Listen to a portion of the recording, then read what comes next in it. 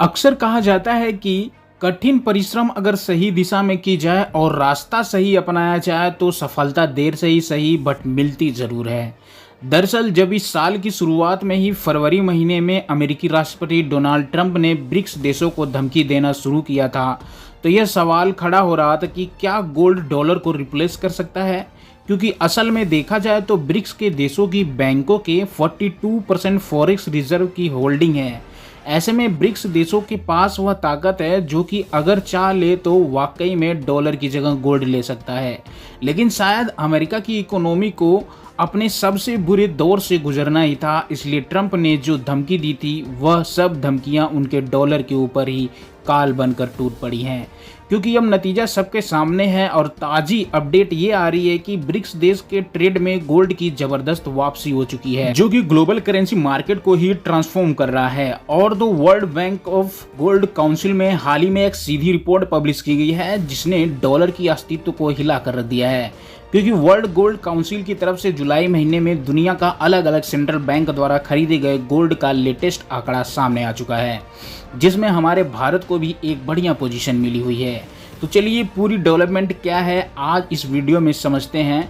आखिरकार इसको लेकर हाल ही में क्या कुछ देखने को मिल रहा है और लेटेस्ट आंकड़े के हिसाब से भारत कहां पर खड़ा है। लेकिन आगे बढ़ने से पहले इस वीडियो को लाइक करके चैनल को सब्सक्राइब जरूर कर लीजिए, क्योंकि यह आपके लिए तो 1 सेकंड का काम है, लेकिन इससे हमारी काफ़ी बड़ी मदद होती है।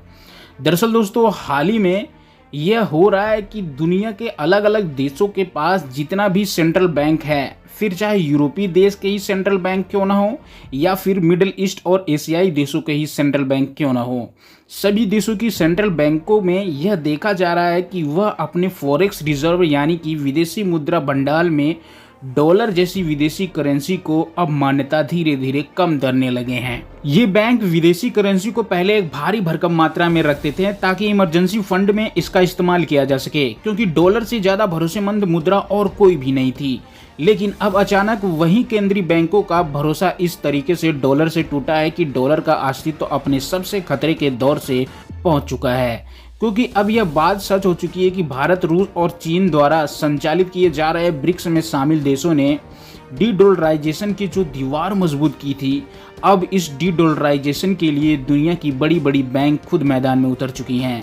और आप लोग इस बात को भली भांति समझ सकते हैं कि फिलहाल के दिनों में सोने की कीमत दिन प्रतिदिन बढ़ती जा रही है और सोने की कीमत की बढ़ोतरी केवल भारत में ही नहीं अपितु पूरे विश्व में, पूरे वैश्विक मार्केट में देखने को मिल रही है। और आपको ये भी बता दें कि सोने की कीमत दिन प्रतिदिन बढ़ने रहने का मेन रीजन है इसकी बढ़ती डिमांड। अमेरिका ने जब से प्रतिबंध को और टैरिफ लगाने का खेल शुरू किया, उसके बाद से जो अलग अलग देशों का भरोसा अमेरिका के ऊपर था, अमेरिका के ऊपर से वह भरोसा टूट चुका है। क्योंकि वैश्विक उथल पुथल इस कदर हो चुकी है कि अमेरिका कब किस देश की सेंट्रल बैंक के डॉलर को फ्रीज कर दे, इस बात की कोई गारंटी नहीं है किसी देश के पास, वो भी क्योंकि अमेरिका का हालिया घटना इस दुनिया को पसंद नहीं आ रही है। और क्योंकि हर देश में डॉलर इसलिए रखते हैं कि हम उसका इस्तेमाल करके एक दूसरे देशों के बीच लेन देन कर सकें और सामानों को खरीदने में कोई दिक्कत ना आए और सामानों को बेचने के लिए भी हम डॉलर ले सकें।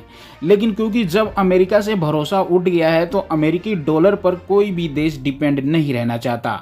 यही सच्चाई है कि आज ऐसे में किसी देश के लिए डॉलर का इस्तेमाल करके व्यापार करना उनके लिए मुश्किल ना हो जाए, इसलिए उन्हें एक अल्टीमेटम पेमेंट सोर्स चाहिए जिस पर भरोसा किया जा सके और ना ही उस पर प्रतिबंध लगने का कोई और ना ही उस मुद्रा पर किसी एक देश का कंट्रोल हो, बल्कि सभी देशों को चाहिए आज़ादी और ट्रांसपेरेंसी। और जब तक अल्टीमेटम पेमेंट सोर्स स्टेबल काम नहीं करने लगता तब तक के लिए गोल्ड ही सबको सुरक्षित लग रहा है। और आपको जानकर हैरानी होगी कि गोल्ड खरीद और इसकी लगातार पद्धति कीमतों के कारण इस समय गोल्ड दूसरी सबसे बड़ी विदेशी भंडार बन चुकी है।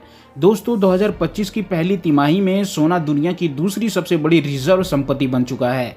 जी हाँ, अब सोना यूरो को पीछे छोड़ चुका है। डॉलर अब भी नंबर 1 है, लेकिन उसका दबदबा लगातार कम हो रहा है। सोने की हिस्सेदारी बढ़कर 24% हो गई है, जबकि यूरो सिर्फ 15% पर टिक कर रह गया। डॉलर का हिस्सा गिरकर 42% पर आ गया है, जो पिछले 30 साल में सबसे कम है। सोचिए, जिस डॉलर की दुनिया का बादशाह कहा जाता था, अब वो 42% तक सिमट चुका है। और सोना, जिसे हजारों सालों से इंसान अमूल्य मानता आया है, आज वह फिर दुनिया की अर्थव्यवस्था का सिकंदर बन रहा है। और पिछले दिन ही वर्ल्ड गोल्ड काउंसिल ने एक रिपोर्ट पब्लिश किया कि किस देश ने कितना सोना खरीद रखा है और कितना रिजर्व कर रखा है। वो अभी लेटेस्ट आंकड़े जुलाई महीने के साथ। सबसे पहले आप इस चार्ट को देखिए जिसे वर्ल्ड गोल्ड काउंसिल ने IMF रिस्पेक्टिव सेंट्रल बैंक खुद के लिए अपने डाटा साथ पिछले दिनों पब्लिश किया, जिसमें जून 2022 से लेकर जुलाई 2025 तक का आंकड़ा दिखाया गया है। इसमें जो ऊपर की तरफ ये स्काई ब्लू कलर में कॉलम्स दिखाए गए हैं वह यह दिखा रहे हैं कि दुनिया के सभी केंद्रीय बैंकों द्वारा गोल्ड की खरीदारी कितनी हुई है, और जो नीचे की है बैगनी कलर में दिखाए गए हैं वह है कि कितना गोल्ड कब बेचा गया। यार मैं आपको सच सच बता रहा हूँ, एक के बाद एक सारी चीज़ें डिटेल में बताएंगे। बात करते हैं कि जुलाई महीने में किसने कितना सोना खरीदा। जहां कजाकिस्तान के राष्ट्रीय बैंक ने 3 टन सोना जोड़ा, जिससे उसका कुल वार्षिक स्वर्ण जुड़ा 25% टन हो गया। यह तीसरा सबसे बड़ा केंद्रीय बैंक है जिसने अब तक सोना खरीदा है की सूचना दी है, जो पोलैंड और अजरबैजान से थोड़ा पीछे है। इसके अलावा तुर्की गणराज्य के केंद्रीय bank People's bank of China और चेक नेशन बैंक ने 2 टन सोना जोड़ा, और पोलैंड को राष्ट्रीय बैंक 2025 में 67 टन प्रति वर्ष के साथ सोने का सबसे बड़ा शुद्ध खरीदार बना रहा।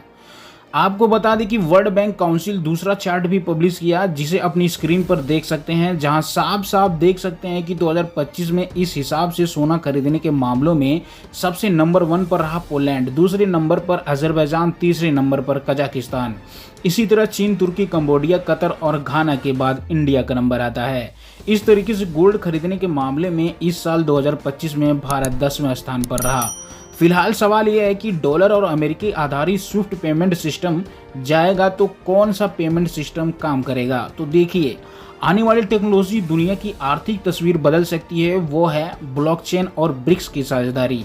दोस्तों, आज अंतर्राष्ट्रीय लेन देन यानी किसी देश से दूसरे देश में पैसा भेजने या कारोबार निपटाने में कई दिन लग जाते हैं। बीच में बैंक एजेंसियां और बिचौलिए होते हैं, जिससे गड़बड़ी भी हमें देखने को मिलती है, जिसमें कि रिस्क भी है। लेकिन अब मैदान में उतर चुके हैं ब्रिक्स देश ब्राजील, रूस, भारत, चीन और साउथ अफ्रीका, और इन देशों ने ब्लॉकचेन टेक्नोलॉजी को अपनाकर ऐसा सिस्टम बनाया है जिसमें लेन देन का निपटान होगा सिर्फ 7 सेकेंड में।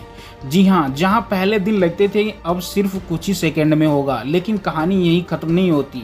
सोने के बाजार में भी बड़े बदलाव हो रहे हैं। ब्रिक्स देश लगातार सोना खरीद रहे हैं, अपने भंडार मजबूत कर रहे हैं और कीमत तय करने का सिस्टम भी अपने हाथ में लेना चाहते हैं। यानी धीरे धीरे सोने पर पश्चिमी देशों का दबदबा टूट रहा है। दोस्तों, यह बात साफ है कि ब्रिक्स की यह चाल सिर्फ टेक्नोलॉजी नहीं बल्कि रणनीतिक है।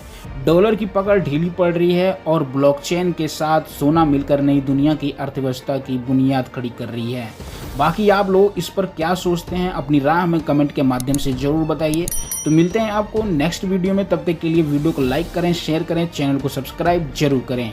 जय हिंद, जय भारत।